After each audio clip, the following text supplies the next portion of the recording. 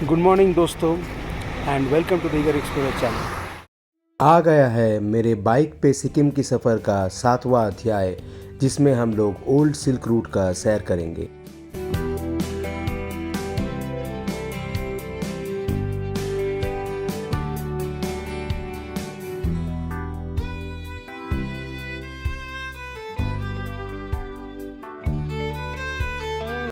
हम लोग सुबह सुबह गैंगटॉक से ओल्ड सिल्क रूट के परमिट्स कलेक्ट करके निकल पड़े छांगू लेक की ओर।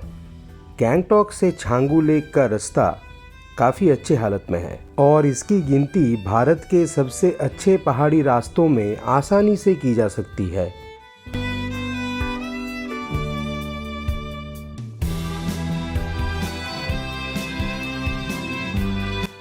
इस रास्ते से हम लोग काफ़ी तेज़ी के साथ ऊपर की तरफ चढ़ने लगे और इसका असर हमें आसपास के पेड़ पौधों पे नज़र आने लगी। बड़े बड़े पाइन के जंगल चंद मिनटों में छोटे छोटे पेड़ और फिर बंजर ज़मीन में बदल गई।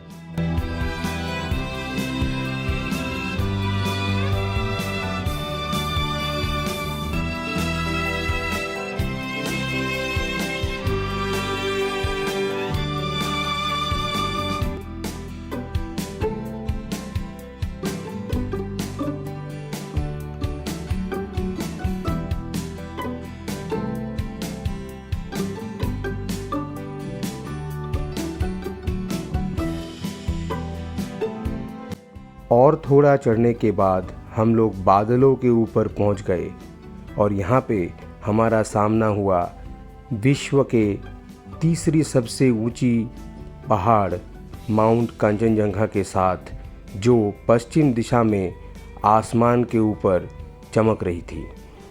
ऐसे ही एक बहुत ही मज़ेदार राइड के अंत में हम लोग आखिरकार पहुँचे छांगू लेक। हम लोग अभी है छांगू लेक पे और सोंगबो लेक।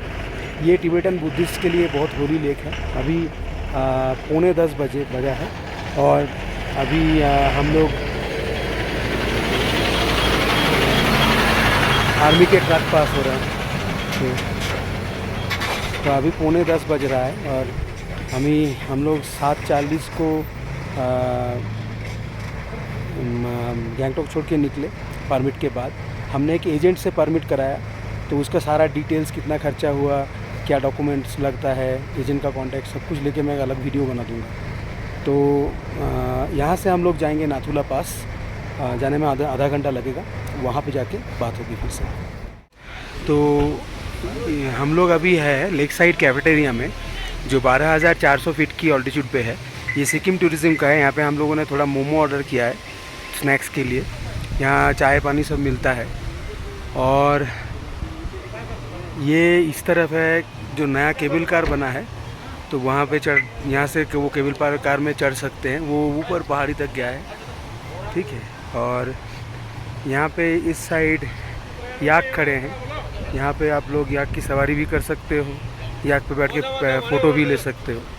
तो ये सब अरेंजमेंट है इधर छांगू लेक में। यहाँ से चलो अभी गरम गरम मोमो खाते हैं। सिक्किम टूरिज़्म की लेक साइड कैफेटेरिया में गरम गरम चिकन मोमो के साथ नाश्ता करने के बाद हम लोग निकल पड़े नथुला पास की ओर। थोड़ा सा चलने के बाद हम लोग ऐसी एक जगह पहुँचे जहाँ से नीचे छांगू लेक बहुत ही सुंदर दिख रहा था, तो इसीलिए हमें यहाँ पे फ़ोटो लेने के लिए थोड़ा सा रुकना पड़ा। उसके बाद हम लोग फिर से चलने लगे नाथुला पास की तरफ। भारत और चीन की सीमा में स्थित नाथुला पास की ऊंचाई लगभग 14,400 फीट की है। हमारे पूरे सफ़र में यही एक ऐसी जगह थी जहां पे हम लोगों को बर्फ़ देखने को मिली। इस बात को लेके हम लोग बहुत ही उत्साहित थे, लेकिन हमें पता नहीं था कि नथुला पास का हमारा अनुभव बहुत ही बुरा होने वाला था।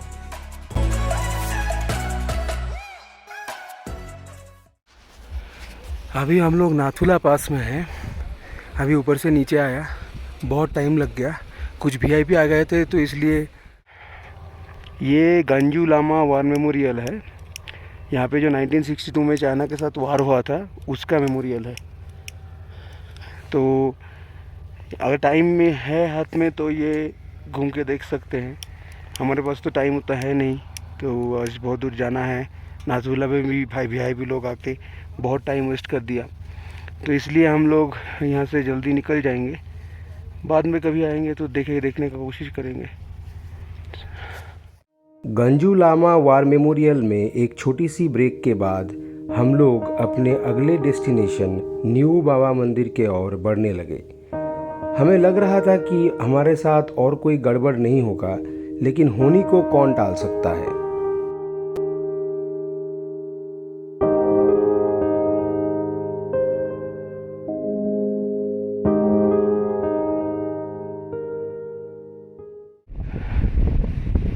तो ये है न्यू बाबा मंदिर जो बनाया गया है। गैंगटॉक से जो सैलानी आते हैं बाबा हरभजन सिंह को रिस्पेक्ट पे करने के लिए, उनके लिए बनाया गया है।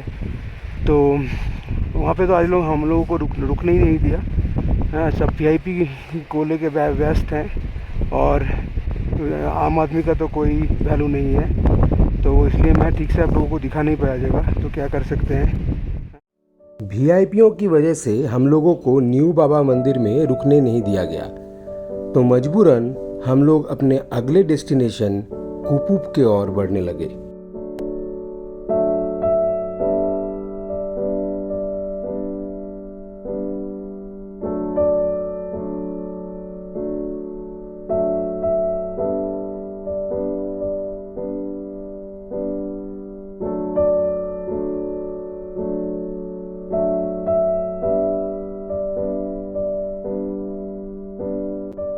कुपुप में पहुंचने के बाद हम लोग पहले यहाँ का मशहूर याक गोल्फ कोर्स के पास जाके रुके। ये दुनिया का हाईएस्ट गोल्फ कोर्स बोला जाता है, कुपुप में है। Guinness book of world records में नाम है। 13,025 फीट पे लोकेटेड है। तो अंदर तो नहीं जाएंगे, लेकिन यहाँ पे ये चीज़ भी है। भारतीय सेना की एक बेस के अंतर्गत इस 5.5 किलोमीटर लंबी गोल्फ कोर्स को सच में Guinness book of world records में दुनिया का सबसे ऊंचा गोल्फ कोर्स का दर्जा दिया गया है। यहाँ पे थोड़ा सा टाइम बिताने के बाद हम निकल पड़े कुपुप लेक या हाथी पोखरी के ओर।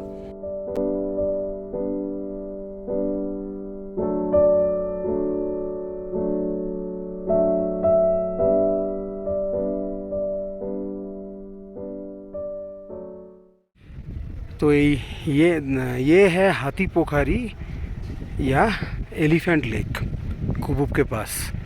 तो इसको हाथी पोखरी इसलिए बोला जाता है क्योंकि अगर आप दूर में देखेंगे तो वहाँ पे जो पानी है वो हाथी का जो सूंड होता है उसका आकार ले लिया है, इसलिए।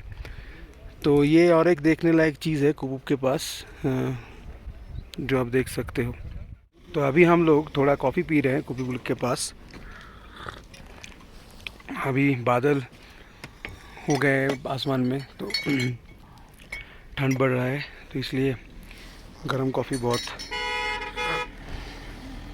अच्छा लग रहा है।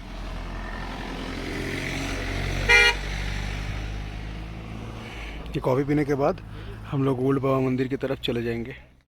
कुपुप लेक के किनारे में एक कप गर्म कॉफ़ी का मज़ा लेने के बाद हम लोग बढ़ने लगे ओल्ड बाबा मंदिर की तरफ।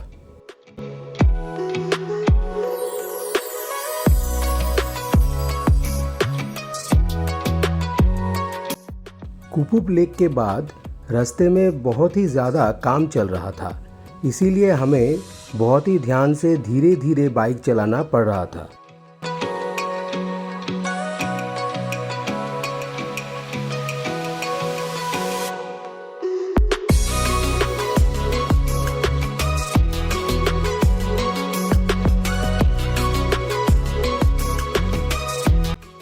इस खराब रास्ते के ऊपर घने बादल आ जाने के कारण से कुछ दिखाई भी नहीं दे रहा था। एक बहुत ही लंबे और डरावने राइड के बाद हम लोग आखिरकार जाके पहुंचे ओल्ड बाबा मंदिर। तो ये है ओल्ड बाबा मंदिर, जिसे बाबा जी का बंकर भी कहते हैं। ऊपर जो दिख रहा है पिंक कलर का बिल्डिंग, वो बंकर है। तो अभी जो गैंगटॉक के पास जो बना है, झांगुलक के उस तरफ जो बना है, वो बाद में बनाया गया था, लेकिन ओरिजिनली यही जगह को बाबा जी को रिस्पेक्ट पे करने के लिए बनाया गया था। बाबा हरभजन सिंह का स्टोरी मैं डिटेल में बाद में बताऊंगा पदमचेन पहुंच के। अभी बताने से बहुत टाइम लगेगा और इधर मौसम ख़राब हो रहा है। ओल्ड बाबा मंदिर के बाद हम लोग इन्हीं खराब रास्तों से नाथांग वैली की ओर बढ़ने लगे।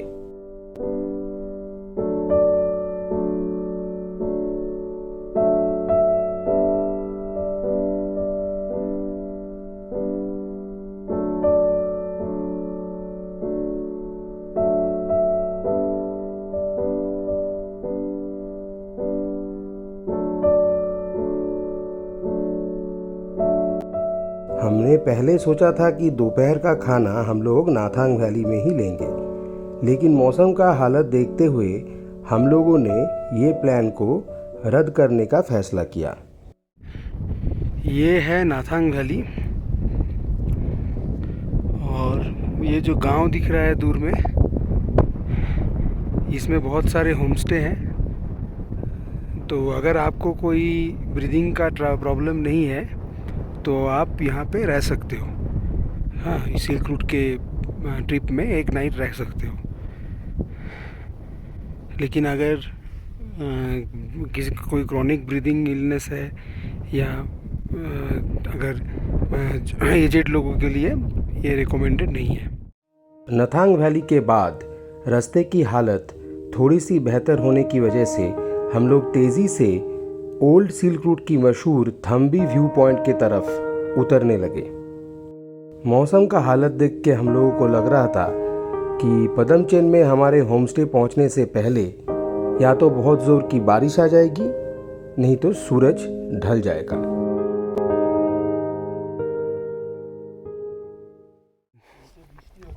तो ये है सिल्क रूट के फेमस जिगजैग रोड्स। ये सारे रोड्स फॉलो करके हमें पदमचेन तक उतरना है। हाँ, जो यहाँ से दिख भी नहीं रहा है वो शायद जुलुक है नीचे जो दिख रहा है। तो इसलिए अभी वेदर मौसम भी बहुत ख़राब हो रहा है, तो हम लोगों को अभी ध्यान से चलाना पड़ेगा। तो शायद और कोई वीडियो रिकॉर्ड नहीं कर पाएंगे। अब पदमचेन में डायरेक्टली बात होगी। थम्बी व्यू पॉइंट से बिना कहीं रुके हम लोग सीधा पदमचेन की ओर बढ़ने लगे। आखिरकार सूरज ढलने से थोड़ा पहले हम लोग हमारे होमस्टे में पहुंच गए। पदमचेन पहुंचते पहुंचते हम लोग इतना ज़्यादा थक गए थे कि वहां पे और व्लॉगिंग करने का एनर्जी नहीं था हमारे पास। तो इसीलिए अभी मैं आप लोगों को बाबा हरभजन सिंह का कहानी बताऊंगा। बाबा हरभजन सिंह भारतीय सेना की पंजाब रेजिमेंट में एक सिपाही थे।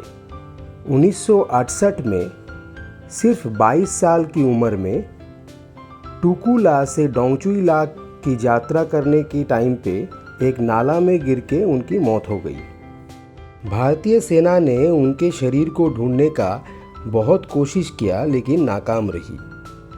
तब ये कहा जाता है कि वो अपने एक सिपाही साथी के सपने में आके उनको बताया कि उनकी शरीर कहाँ पे है, और फिर बाद में उसी जगह से उनके शरीर को बरामद किया गया। इस घटना के बाद वो सिपाही हरभजन सिंह से बाबा हरभजन सिंह में तब्दील हो गए और भारतीय सेना के जवानों ने उनको सम्मान दिखाते हुए ओल्ड बाबा मंदिर का निर्माण किया। बाद में भारतीय सेना ने उनको महावीर चक्र से भूषित किया और कैप्टन की पद से भी सम्मानित किया। अभी सैकड़ों लोग हर साल ओल्ड और न्यू बाबा मंदिर के दर्शन करने के लिए सिक्किम आते हैं। मेरे बाइक पे सिक्किम की सफ़र का ये अध्याय यहीं पे समाप्त होता है। अगर आप लोगों को ये वीडियो अच्छी लगी है तो लाइक, कमेंट और शेयर कीजिए और मेरे चैनल पे सब्सक्राइब कीजिए। नोटिफिकेशन आइकॉन को दबाना मत भूलिएगा ताकि अगले वीडियो अपलोड होने के साथ साथ आप लोगों को पता चले। फिर मिलेंगे अगले अध्याय में जब हम लोग सिक्किम छोड़ के पहुँचेंगे कोलाखाम। तब तक के लिए गुड बाय।